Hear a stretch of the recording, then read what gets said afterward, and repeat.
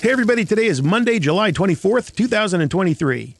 Coming up on the show today, from Abbott Elementary, editor Richie Edelson.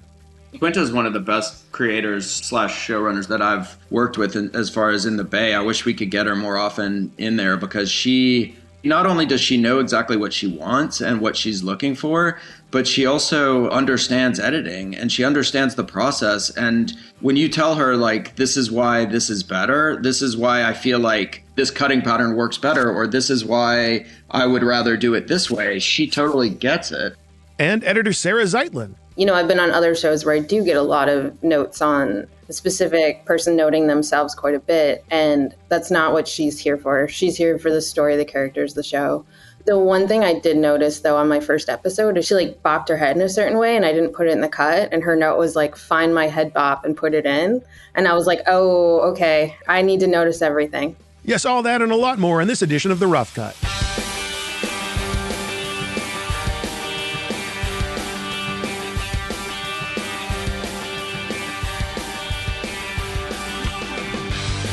Okay, let's get this party started. Podcast time. Lock the doors and windows, put the do not disturb on, all that stuff. I sincerely hope you enjoyed last week's chat with Mission Impossible editor Eddie Hamilton. That was a fun one. Big movie. The big movies are always fun to talk about, but so are the big TV shows. And it is Emmy season, perhaps you've heard. So I think we might lean a little more heavily into TV in the weeks ahead, or months, depending on if they move the Emmy Awards out due to the strikes. But the thing with TV shows, actually with both film and TV, is I feel like we've covered pretty much everything we could genre-wise or format-wise in our now, 4+ year journey together? But then I looked more carefully over the 200+ podcasts that have taken place, and I could be wrong, I often am, but I don't think we've done a lot of terrestrial broadcast network-type scripted TV shows. And in that small group of network TV shows we've covered, I think The Orville is the only comedy. So with that in mind, I figure we're overdue for exploring that kind of show a little more. And if you're going to do that, do it with a hit, I always say. Abbott Elementary is such a hit TV show. For those of you not familiar with the show, maybe you've been busy editing or something, Abbott Elementary is a mockumentary single-camera sitcom. Think The Office, think Parks and Rec, think Modern Family. Think those shows might come up in our talk today? I bet they do. Abbott Elementary stars Quinta Brunson as Janine Teagues, a relentlessly positive second-grade teacher at the poorly funded Abbott Elementary, a fictional school in Philadelphia. Series star and creator Quinta Brunson won an Emmy last year for writing, and the show is up for Outstanding Comedy Series this year, along with 4 acting nominations for the cast. Clearly, some very talented people have to be responsible for editing a show with such accolades, and I would like to meet them. More importantly, I'd like you to meet them. And the them would be editors Richie Edelson and Sarah Zeitlin. Aside from being talented storytellers, the pair had to overcome some big obstacles just to do this interview. Sarah logged in all the way from Fiji for this. That word again, Fiji. So she's exhausted. I don't mean from being in Fiji. It's not like she swam over there. She's over there working and working very long hours. We just happened to catch her during a tiny bit of downtime when she probably should have been sleeping. And as for Richie, well, Richie has teenagers. So the struggle is real. We will catch up with our new BFFs from that Abbott Elementary School in just a moment. But first, a few quick words about those kids from Extreme Music High School. Now imagine for a moment that making movies and TV shows was like being in high school. And I bet it is. Well, then those Extreme Music kids, they'd be the ones hanging out in the parking lot. You know the type, smoking cigarettes and doing donuts in their muscle cars. Those kids can be kind of scary. But the music coming out of their cars would be great. So great you'd be late to class because you just wanted to hang around and listen to it. And you should, because let's be honest, what did calculus ever do for you? Great music, on the other hand, that can do wonders, especially for your next film or TV show. Well, those Extreme Music teens are all grown up now. They're still badasses. Except instead of tormenting the nerds, they're band geeks themselves, turning out great production audio made by the coolest kids in school. Timbaland, Snoop Dogg, Mark Brothersbaugh, those are pretty cool, right? What is even cooler is that they have an enormous catalog of tracks that you can search through quickly and efficiently to find just the sounds that you need. You can find these tracks in different links. You can even find them with different options for instruments. What was that thing we all had to learn in school? The recorder? Well, if you don't want the recorder in your tracks, you can just get it out of there. And if you slept through music class like I did, well, you don't even need to know anything about concepts like tempo and arrangements. You can just give Extreme Music a track you like, and they will find you ones like it. They make it that easy for you, especially when it comes to the licensing.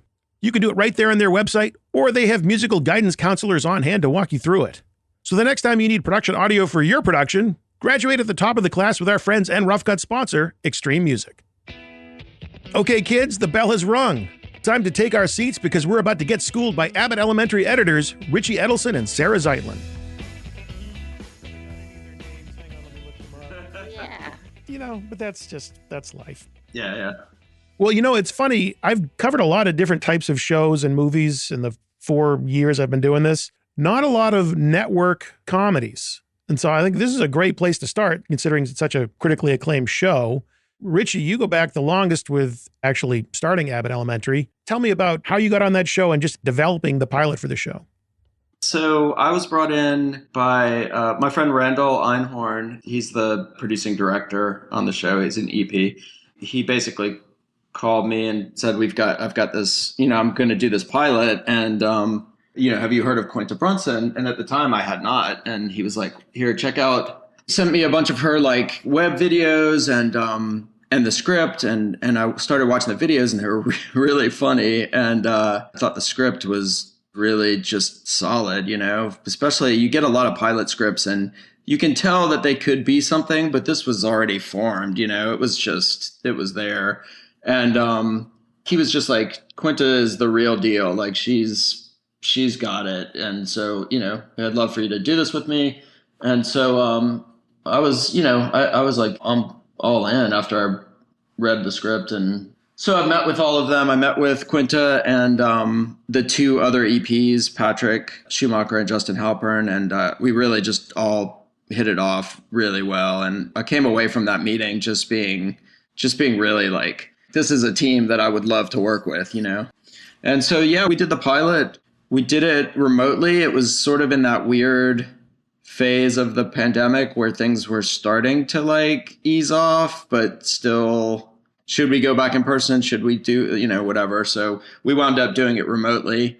It was the smoothest pilot I've ever done. I mean, it was just, everything just clicked, They were so easy to work with and really like clear in what their vision was and really open to my collaboration and my ideas. And we really like approached it as a team. And it would be me and Randall, Quinta, Patrick, just us sort of hashing out all the ideas and everything and trying different things. I mean, I never say pilots are fun, but it was really fun. It was like, it couldn't have gone smoother. And by the time when I finished my editor's cut, Randall was like, oh man, this is good. This is a show, when you can see it and it's just, this is there. Like, so yeah, it was a great experience. Sarah, you joined the show in the 2nd season. Tell me about what it was that brought you to Abbott Elementary. I was a big fan of different mockumentary shows. Like I was a diehard Office fan and diehard Parks and Rec fan. And I got to work with the editors from The Office. At one point, I assisted Dean Holland on the Up All Night pilot, Parks and Rec, and then a pilot called Friday Night Dinner. And then I assisted David Rogers, Ace, on the Mindy project. So I'd sort of been in the world of a lot of the people that worked there. And I'd heard of Randall. I only really worked with him when he came into Modern Family to direct. And, I hadn't really spent a lot of time with him. But Richie, we worked with in Reality. And I'm a big fan. I've always been a big fan of the both of them and was really taken with the show. I was really surprised by it when I heard it was good. And then I watched it and I just couldn't believe all the elements that it includes, like the fun and the heart and the realism. So when you're joining a show that's already in progress, I mean, there's got to be some kind of onboarding process. What is it you have to do when you're joining this show to really become integrated and a fully functioning part of the team, as it were? I think just joining the team is you really have to listen and pay attention. Like I would have to reach out to Richie if there was ever a question, like, is this the show? Is this the tone? Can I get away with this? It's Richie and Randall, and just checking to make sure, like, is this the direction we're going? And it's also watching the show and seeing who I believe these characters are and trying to represent them at their truth. For you, Richie, bringing on a new editor, what is it you try and do? What do you two talk about for working on Abbott Elementary? I mean, I think in any circumstance where you're bringing someone new on, it's a matter of just making sure, the primary focus is making sure the show stays consistent and, keeps the same sort of tone and feel. So we had a lot of conversations and a lot of sessions where I would sit in with her and sort of give her thoughts on cuts and just try to, make sure that everybody's on the same page. And also, having worked with Randall for some 20 years, I know what he's the first eyes after us. And I know I know what's going to speed things along, what he wants. So a lot of times I would sort of give Sarah just like I would watch her cut down and give her ideas of like, okay, this works, but Randall's going to probably want this, just so you have an idea of like, so we can keep things not only consistent, but efficient and moving along. Cause it's like Sarah said, it was a very quick, we had very quick turnaround. And, so we were just trying to keep the train moving, especially because we didn't have a lot of time with Quinta. Obviously, she's so busy writing and acting. So just getting her stuff when we can so she could watch it. I think incorporating Sarah in was just about sort of collaborating together and sort of just discussing. Yeah, and Richie was always open and available, and generally the whole team was too. They're open to, I could call anybody in and say, hey, what do you think of this? And just trying to be available, not trying to make things about me, make it about the show, Did you get any sleep last night, Sarah? Absolutely not, no. I am so tired. You're doing great. Thanks. You're doing great. Thanks. There are shows that come before. You've mentioned some of them already. The Office, Modern Family, Parks and Rec. There is a template that exists already for these mockumentary style shows. In developing this show, did you discuss at all how you wanted to depart from that template, if at all, or the things that you wanted to embrace? That's a good question. I do remember The Office being referenced a lot while we were doing the pilot. Quinta is a big fan, and obviously Randall comes from that world. And I actually, I did a season of Parks and Rec as well. So we all had sort of those reference points in mind. And then I don't, as far as putting our own stamp on it, I don't remember having actual like overt discussions about that. Like, how are we going to make this different? Because I feel like just in the writing and in the performances, it felt different to me. You're going to have obviously some things that are going to, they're going to stand out as being sort of, components of the genre, like talking heads and camera movement and things like that. But I don't know. To me, it stands on its own in the performances and in the writing. I totally agree. It's not necessarily a reference of what other people have done before. You just you follow Quinta's voice and Randall's vision, and it's there. You just do your best to make it sing. I mean, it does sing. You just try to not get in the way. Well, Sarah, as a fan of the show and then ultimately a key contributor to the show, do you see any ways the show has evolved at all in terms of the tone or just the process over the 2 seasons of the show? I think it's a pretty tight process. I think that people from season 1 were pretty in sync, and you come in and you sort of get up to speed. It's very quick. Something that's interesting about working with Quinta and Randall is they're both very decisive. They're not like, oh, is this better? They're not questioning. Like, they know what their vision is, and you sort of just trust that. Yeah, Quinta is one of the best creators / showrunners that I've worked with as far as in the Bay. I wish we could get her more often in there, because she, not only does she know exactly what she wants and what she's looking for, but she also understands editing and she understands the process. And when you tell her, like, this is why this is better, this is why I feel like this cutting pattern works better, or this is why I would rather do it this way, she totally gets it. And she's so open to collaboration and so like open to hear your ideas. And, even there's plenty of times where I'll show her something and I'd be like, I like the way that this works, and I'll show it to her and she'll understand why I did it a certain way. But, she'll be like, oh, can we do it this way instead? And she's really special in that regard, I think. A lot of times you get into editing with, people who come from more of a writing background and they haven't spent a ton of time in post and you just spend a lot of time going over all the options. And it just is, it just wears everybody out a little bit, Yeah, there's definitely like a trust in her team. There's a trust in listening and make the best product, not be the loudest voice.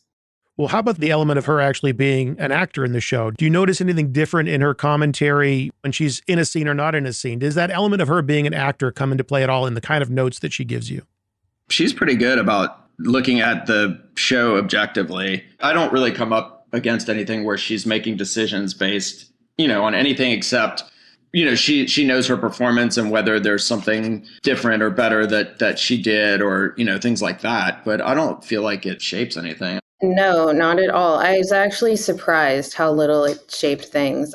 I've been on other shows where I do get a lot of notes on a specific person noting themselves quite a bit. And that's not what she's here for. She's here for the story, the characters, the show. The one thing I did notice, though, on my first episode is she bopped her head in a certain way and I didn't put it in the cut. And her note was find my head bop and put it in. And I was like, oh, okay, I need to notice everything. And, you're trying to, but it was just oh, she remembers and sees everything. Okay, got it. Well, let's talk a little bit about how the show is shot. And more importantly, or more to the point, I should say, how is it determined who would cut which episode? Because it looks like for season 2, it's pretty much alternating. But then there's a few times where you guys are doing concurrent blocks. Typically, it's just alternating. What happened would be they would want to switch the show order, the airing order. So even though we would be alternating, they would wind up airing them in a different order or whatever it was. So typically we wouldn't be doing shows back to back. I think there was maybe one in this season where we switched from odds to evens. And so I had to do a couple back to back, but overall it was just alternating. I came on first, so I wound up doing the premiere. And then because we switched somewhere in the middle, I wound up doing the finale as well. Yeah. And there was also around the holidays, there was some problems with the schedule. I know one of the kids got sick at one point and had to be recast and different things to that made the shooting sort of around the holidays sort of very bizarre.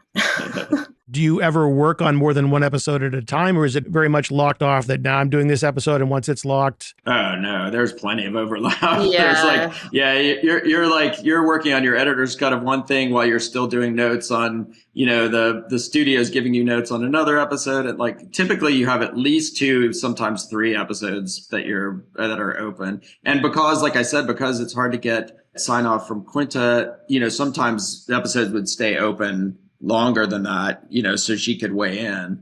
Yeah, it's generally about 3 open at a time and you're getting it done. And, I'd also say something about Randall is very efficient. Yeah. He knows when and what to push and he's on it. So it gets done. Yeah, Randall's he's absolutely the most efficient director I've ever worked with. So he's super efficient on set. He knows exactly, he doesn't overshoot. He knows when he's got something. He's very confident in what he does. And then that also translates into the cutting room. He was the EP that spent the most time in post. And so, like we were just saying, he's just very efficient. He knows exactly what he wants. And so you just you don't wind up sitting there going over 1 million takes, and it all comes together pretty quickly, I think. And, yeah. I don't know. I mean, after 20 years, we definitely argue about stuff.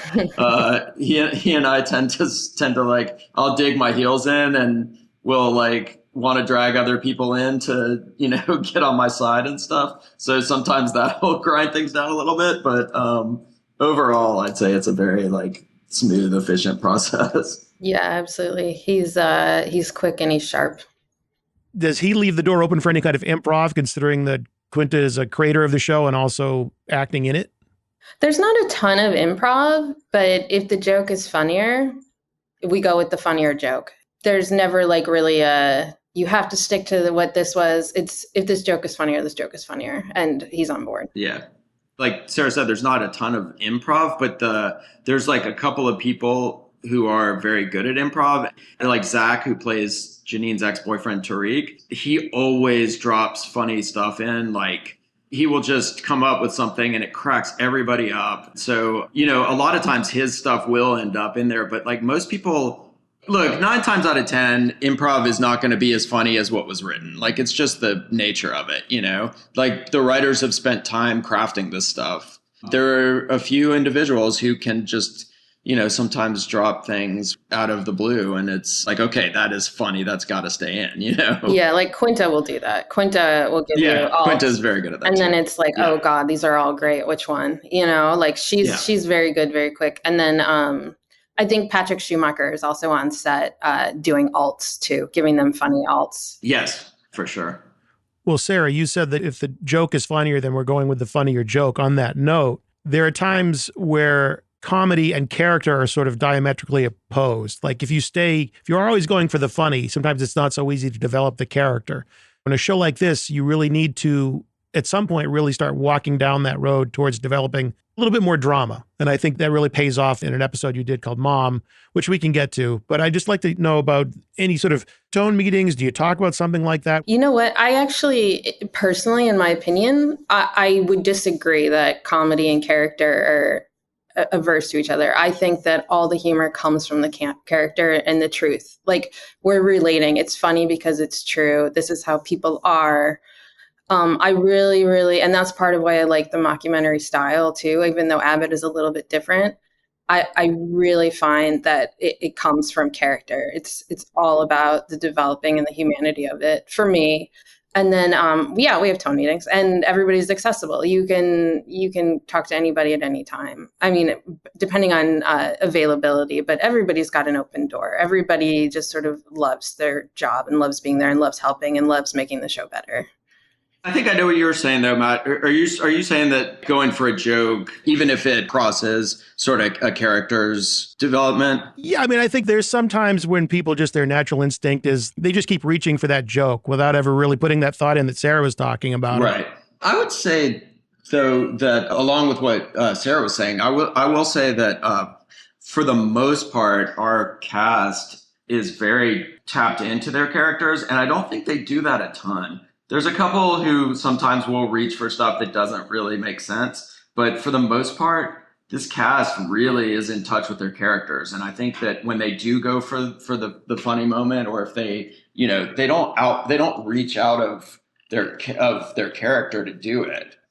I will follow up and say that you referenced Mom. And in that episode, you could say, tracking Taraji's performance, she's a lovable mom, but she's also a mom that's making mistakes, and she's not necessarily being fair to our main character or to Janine, who is just so sweet. And so it was really looking at Taraji's performance and making sure that, like, she's coming from a point of view and she's not just being mean, So it really was looking at those takes and negotiating that. And we really looked at that. If that's what you were asking. What I ask doesn't matter. It's what you answer that counts. Okay. Sure. I am merely a facilitator trying to keep you awake. Oh, God. Poor Sarah. Richie talked about the pilot and being sort of semi-remote for that. I forgot to ask really what your actual setup is now. Are you working together in a facility? Are you working at home? What is the post setup for Abbott Elementary? I think Sarah was 100% in person. We have a post set up at on the Warner Brothers lot.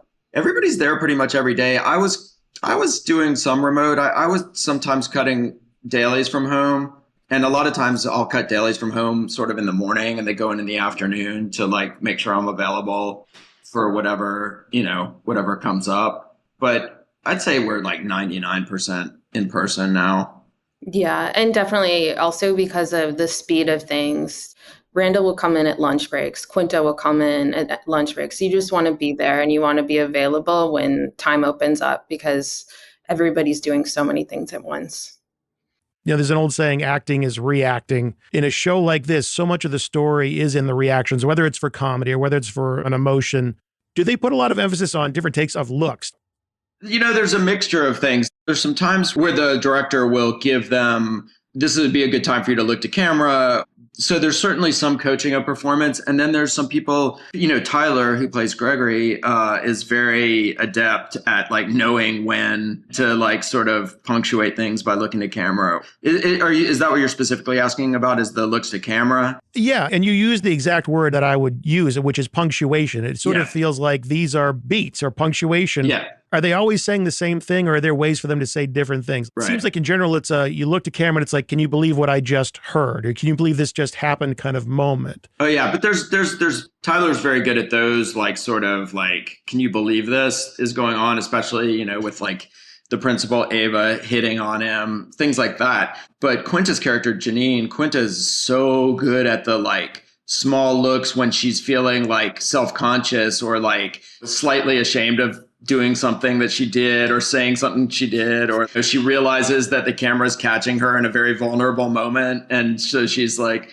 that kind of thing. There's those looks. There's a lot of times where, especially in the talking heads where Gregory will let out some sort of feeling that he's having towards Janine and then catches himself. There's multiple situations. And I think they're so good. The performers are so good at like playing those looks and not only looks to camera, but just their reactions in general, giving those little, not the big over the top looks, but the little ones that you catch that you're like, oh, they're like, it makes you feel like you're like, it's real, Yeah, those are gold when those little ones. There's definitely nuance to the looks to camera. And hopefully there would be some variety in the takes so you can choose the right moment to use it. But the looks to camera they're just giving you another level of what the character is feeling. There's a level of like, I'm insecure right now and the camera's getting this. There's a level of, are you seeing this? There's the level of like, I wish the camera wasn't here right now, or I'm going to be careful what I say because the camera's here. And then there's a level of ridiculousness with Ava. Like, it's just giving you more information about the interior life of the character. And it's kind of really cool. Yeah, it is. It's something that is very distinct with the mockumentary format, is that you get this extra step of understanding what's going on with the character that you don't get necessarily from a regular show. And I think Abbott specifically as a mockumentary is very good at that. It's less of this is what we always do, and it's always part of the story. There's a reason why I led these questions in this direction, because Sarah, I want you to break down a scene for us. How's that sound? Scary. Okay, let's go. Let's do it.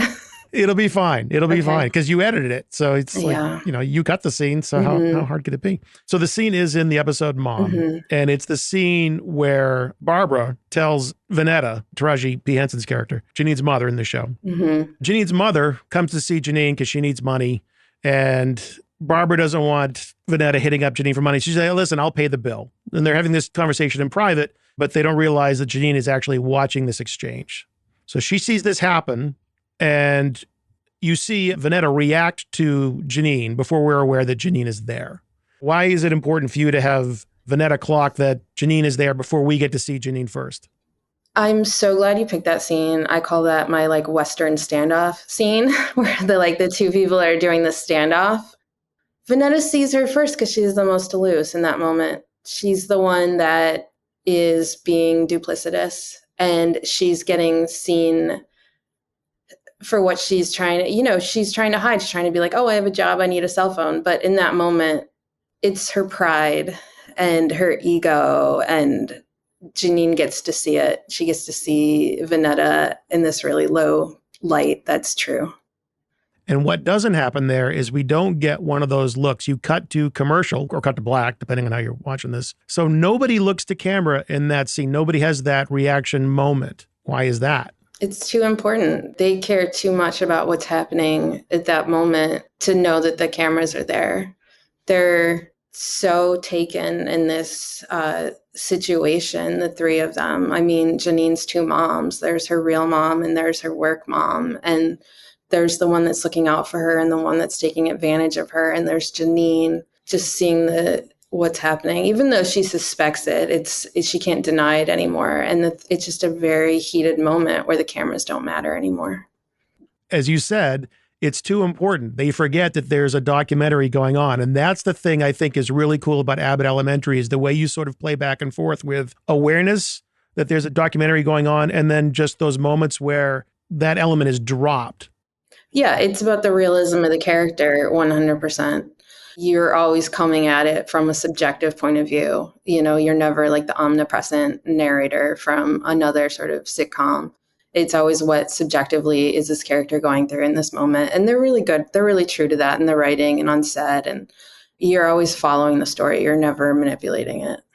You did great, Sarah. Thank you. I know that was a lot to put you through. Thank you. Okay. But the two of them, no, I've said it before, like the two of them editing that scene was just like sitting forward in my seat, just having like one of the best days of my life, Very offhandedly, I mentioned the commercial break aspect. And I'm not used to talking about that because either I'm talking about a feature film or I'm talking about a series on a streamer where that's not really something that comes into play. Are there restrictions working in network television where you find it challenging that, okay, I've got to cut for time and I've got to cut for a specific moment? Yes. Yeah. I mean, for sure. I don't know how it is on, because I feel like sometimes on, I guess depending on the streaming, whether they build in sort of commercial breaks or not, because even on some of the streaming services, I think they still sometimes will build in act breaks. And so you definitely have to build, like, those in and out of acts are so important in a series where it's going to be breaking at that point, So you got to make sure that you're ending on something that's really like,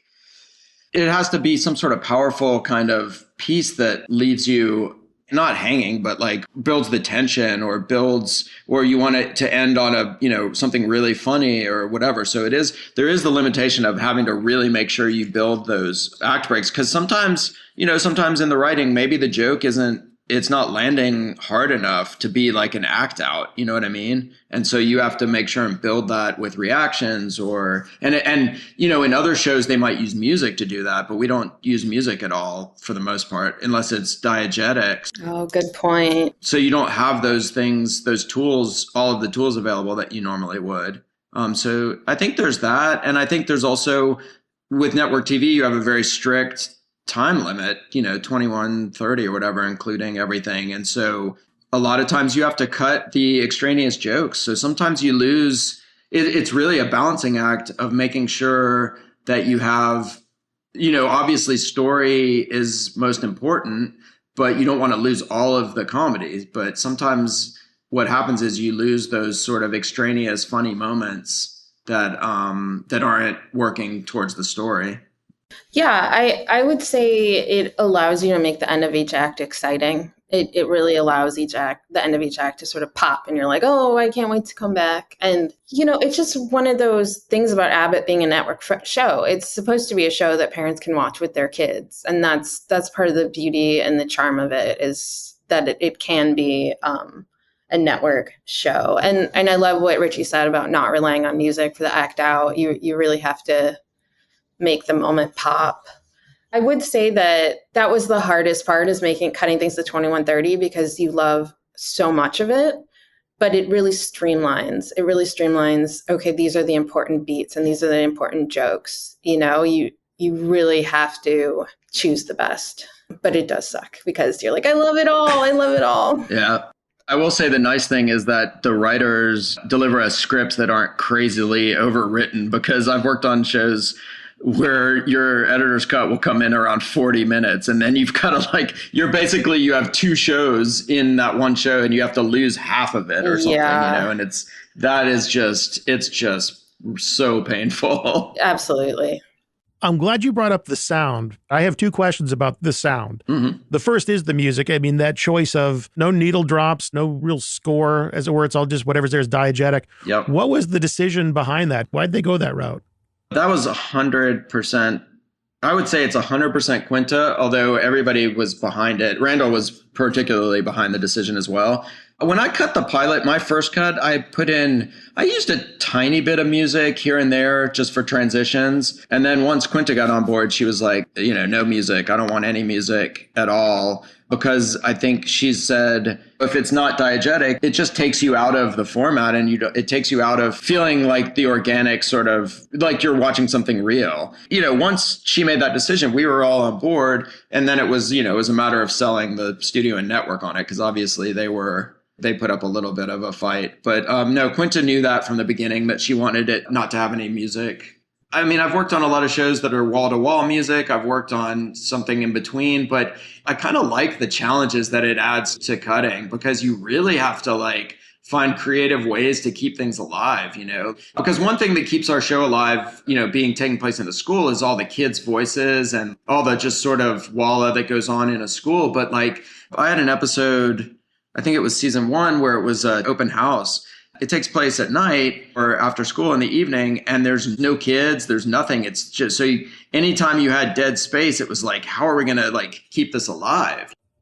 That's interesting, Richie, because I I got to admit, the note that I had was it's a very quiet show. And I to me, there wasn't a ton of walla or Foley. Like I was noticing scenes like in the cafeteria where maybe they're really well-behaved kids, but to me, it was very quiet. I noticed you didn't overdo it with a lot of, I mean, you could have, you're in a school. You could go crazy with all that. It's interesting that it comes across that way because when we're in the mix, like you hear the cafeteria, especially like there's plenty of chatter and the kids talking and all that stuff. So it's interesting to hear that doesn't necessarily come across as much. Maybe have a speaker out. I don't know. We definitely put a lot of thought into, I do agree, like we do try to keep it intimate, they're part of it, but we do try to keep the school alive. In fact, whenever, like when Randall shoots, especially, he will do a take where he'll just run the cameras and just get the kids just to be chattering and talking for, a good chunk. We'd rather use that than have people, your other option is having like adults doing kid voices and like looping that in. And so this way it feels natural. You're recording on the same mics that you record in the, on the show, and you're getting this like natural feel. So we do put a lot of care actually into that sound. Yeah, the sound is really important, and it's a really important part of the sort of, I don't know if this is the right word, but like template that has been set in the show. It's important to feel very real, and it's important to feel very intimate. Shout out to Ruth Edelman, our sound supervisor, who does a tremendous job of overseeing all of the sound department. Yeah, absolutely. And also Claire Scanlon did, she was only on for one episode. I'll just bring up that she also recorded the kids. It's important that it's the real kids. It's not adults in loop. It just needs to be authentic. Something I like to ask editors that have a background in unscripted is how that helps you as a scripted editor. Things you just had to learn on the job doing unscripted series that you find really pays off for you in the cutting room on a scripted comedy or drama. One thing that it really has helped me with is figuring out how to save situations, like just tricks on how to like make things work when they're not necessarily working. Just because in unscripted work, you really have to like, you're creating so much stuff from scratch. And so knowing how to like sort of build things. I mean, even honestly, even down to dialogue, sometimes when we're in the Bay and Quinta or Randall or somebody wants to rewrite a line, and Randall and I worked together in some unscripted stuff, and he spent a lot of years on Survivor and, all kinds of other stuff. And, we talk a lot about Frankenbiting stuff together, which is a term that we got from from unscripted work. For me, having that tool set to be able to like build a whole new line out of syllables or something is pretty handy, I'd say. Yeah, absolutely. And as you two already know, I'm working in Fiji right now on Love Island USA. I'm part of the digital team, which is like an app and Instagram and Facebook and TikTok, all the things. But I would say it's a shift of attitude towards the footage. You never look at something and say, never immediately are like, this needs to be reshot. You're never immediately like, I can't. You're never immediately like, oh no. You look at it and you figure it out. Yeah. It's a muscle that that you're going to get in there and you're going to get your hands dirty before you really sort of freak out about anything. I agree 100% with that, Sarah. Like coming from unscripted where you have to make so much stuff work that you never... like you're like, oh my God, how am I going to make this work? Yeah. Like there is almost never a situation cutting scripted where I feel like, oh my God, I'm never going to be able to make this work. So I don't know. I think personally, coming from an unscripted background is huge. And in fact, Randall used to always say that, when I was making my transition, he'd be like, you basically had to create comedic scenes from nothing in, when you were cutting stuff. And having this stuff written is, I don't know, it's still challenging, but it's challenging in a different way. But I almost never feel like I'm not going to be able to solve this puzzle. Yeah, it's just a muscle of, okay, let's tackle it. As we've established, Sarah, you are very far away with somewhat sketchy internet and with a very messed up body clock at the moment. So I kind of feel like we got to maybe just close out with some lighter ones just to give you guys a break. The title sequence of Abbott Elementary features a little girl with a backpack that says Abbott Elementary on it, which I think is awesome. Do you have Abbott Elementary backpacks? Not like the one in the in the title sequence. We got some Abbott Elementary backpacks for, was it Christmas or for wrap gift something this year? I can't remember, but we don't have the ones that they actually made for that. I don't anyway. The first season, they got an amazing hat. It was like black on black, and it says Abbott Elementary. Ben Bowles, one of the assistants, has his in his room. It's really cool. Well, throughout all the shows you've done, what's the best swag you've ever gotten from a show? I mean, I'm easy. I like anything Patagonia. Just give me the Patagonia. Yeah. I will wear that for the rest of my life. Yeah, I got, actually my favorite was, I got a Patagonia, one of those like winter puffers from Parks and Rec. And I loved it so much because it didn't say Parks and Rec anywhere on the jacket. It just said Rent a Swag Pawnee on the sleeve. So it was like, it was just such a nice, like, inside thing, but it wasn't over the head with titling or whatever. Yeah, that's awesome. Well, you think you get something good from Project Runway? Yeah, you'd think. I got nothing. I don't remember getting. I don't remember getting anything. Well, I got an Emmy from Project Runway. Yeah. So I'll take that. That's not bad swag. Yeah. I can't think of a better way to close than that. Thanks so much for having us on, Matt. It's been really fun, and I know Sarah feels the same way. But I love this show so much, and it's been such a family, and I know everybody says that when they work on stuff together, but it's like. It's one of the best work experiences I've had in my life. And it's just so nice to be able to share, just to be able to talk about it. I really appreciate you taking the time. Absolutely. I appreciate both of you doing this. I know it wasn't the easiest timing to do it. So I'll just congratulate you on a job well done. The show is obviously very well received. And you should both take a lot of pride in that, which I'm sure you do. Yeah. Sarah, my download numbers in Fiji have plateaued lately. So if you could see what you can do about spreading the word about the podcast, I'd appreciate it. Word. Certainly. Absolutely. Yeah, time to step up, Fiji. What's going on over there? Don't you appreciate talk about great editors? Speaking of great editors, a huge thank you to Sarah for clocking in all the way from Fiji, and thanks to Richie for ignoring his kids for an hour. I learned a lot talking to them, and I certainly had fun hearing what they had to say about all the wonderful work they do on Abbott Elementary. Looks like we're going to be waiting a bit for season 3, so that'll give you time to get caught up on the first 2. If you are a student like those kids at Abbott Elementary, except not actually in elementary school, I'm talking more college, university kind of thing. If you're one of those students, well, then you can get your hands on Avid Media Composer for free. How does that work? Well, all that your accredited higher ed school needs to do is to sign up for Avid's Media Composer for Students program. There's a link in the show notes that'll explain the ins and even the outs of how that program works. You click the link, you read the page. Sometimes life is that simple. And with that, class is dismissed here on the podcast. You did great. I'm proud of you. A+. There is a homework assignment, though. You got to make sure you're subscribed to the podcast and the YouTube channel. And if you are already, well, then your homework is to go back and listen to an episode you haven't heard before. Just to show you what a nice guy I am, you have a whole week to do the assignment. So until we meet again, this is Matt Fury thanking you for joining me right here on The Rough Cut.